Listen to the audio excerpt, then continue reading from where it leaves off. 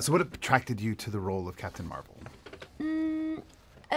Initially, it was just like the origin story of who she is. The fact that she's part Kree, part human, and the way that that metaphor kind of plays into it, I think, is a very human experience. The Kree part being the logical part of her, the part that's using her brain, and then the human part of her, which is, I don't know, I guess more illogical, the intuition part of her heart.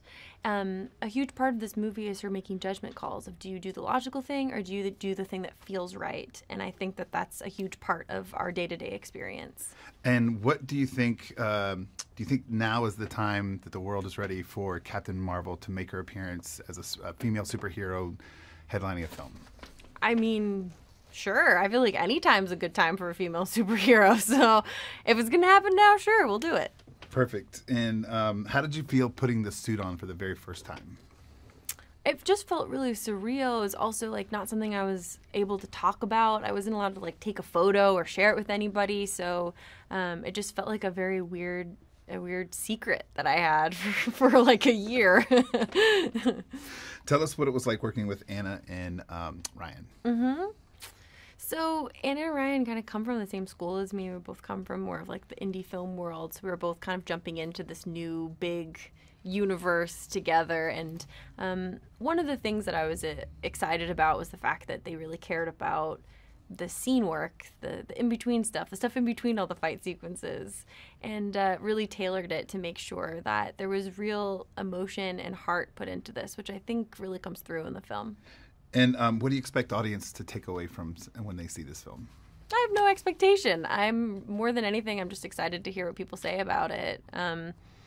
Yeah, Carol's taught me a lot. I'm curious to see what she teaches other people. How did the practical flight experience that you got with the Air Force affect your playing the role? Our time at Nellis Air Force Base was really invaluable for a lot of reasons. In reading the comics, Carol has this incredible mix in her personality of being having this dry sense of humor, along with confidence while also being humble. It's an interesting mix, and I thought that was just her. It wasn't until we went to the Air Force that I realized that that's like the spirit of the Air Force and of these Air Force pilots. And it's just moving too to get to meet like the real Carol Danvers, you know, the women that are actually like breaking barriers in the Air Force, that are becoming the first woman to do, you know, many things that are happening right now.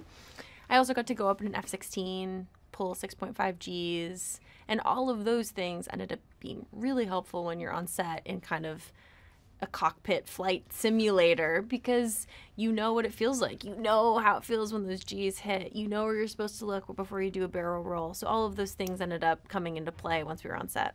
Okay, the hardest question I have for you is a one-word answer. In one word, tell us about your experience so far in the Mar-Vell universe. In one word. Surreal. Hi there, here's today's Daily Fact. The Marvel Cinematic Universe is such a huge franchise that in just over 10 years, the box office earnings go way over $17 billion in total.